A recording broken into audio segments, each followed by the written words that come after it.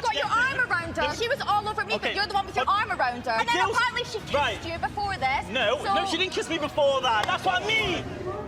I feel like people who obviously followed our story, which is everyone who's interested in MAFS and stuff, will like look at these comments and think it just doesn't make sense. Like, if there's red flags from the honeymoon, then why the hell was on social media was we looking the way we was? We had a really big argument on the honeymoon on the last evening, and none of that was shown. It was very much just like, oh, Jordan and Erica are in love and happy and la la, but it wasn't all like that, you know. Like, there's definitely a lot of things that went on that viewers didn't get to see.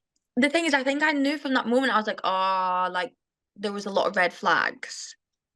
It doesn't make any sense. Like, if you're seeing red flags from someone on a honeymoon after you've only known them for a week, then what are you doing with them 11 months after? Apparently, if it's so bad. To me, it's looking at it through a very bitter place, and I don't need to look at it in a bitter way. I'm happy with the time I had. I don't regret anything. Obviously, there's things that I don't know, like on good memories and stuff, but I still even wouldn't change that. I don't get it. I don't get where this anger and all this like bitterness has come from, really. It's such a bad look for her. I couldn't care less anymore, but obviously closer to the time I was like, was it just a game? Was it just a game? Like, if that's the case, it just sounds like it's a game for some people. It got to the point where I'd taken him away for his birthday, and he was so angry at me at the fact that, yes, I'd taken him away for his birthday, but I was unable to come to Sheffield to play 10-pin bowling with his mum.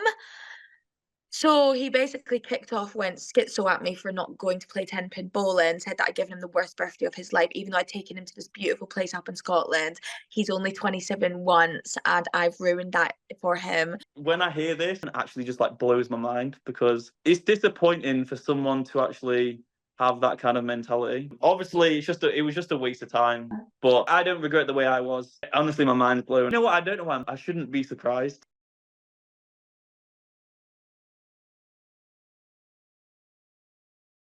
So refreshing, and what I'd say about MAFS is that I learn everything I did want and what I don't want in a life partner and going forwards, and just for my life as well. I don't need the glitz and glamour enough to fake it. If some people aren't being themselves because they need this, they think it's going to bring them fame or attention or whatever, people might be disingenuine, but I want to live like a genuine lifestyle around genuine people, and I've definitely got a girl that's really genuine, really nice. I'm happy.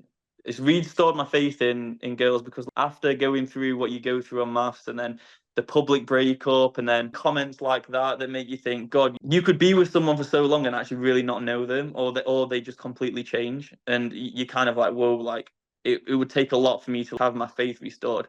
But I'm just happy that I've genuinely found that, and yeah, it makes it all more sweeter. I'm actually starting a new career working in the rail industry, because a couple of my mates one's a train driver and one is a train engineer, and they've gone on about me for years that I should get into this industry because it's really good money and they look after you well. Like, you get a good life to work ratio. I'm actually doing my qualifications for that at the moment, and then starting work in October. So I think the most important thing for me now is like just living a more of a settled life. Like, the last 2 years I've lived has been crazy. Like, before I filmed MAFS, I was in LA, then I came back, and then I filmed MAFS.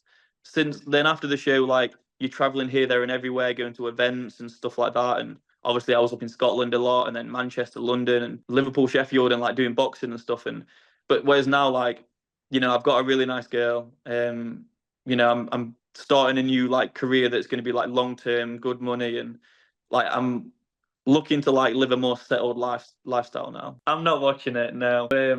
People ask me why I don't watch it, and I just say it's not PTSD, but it's just there's a lot of baggage, and I just don't want to watch it.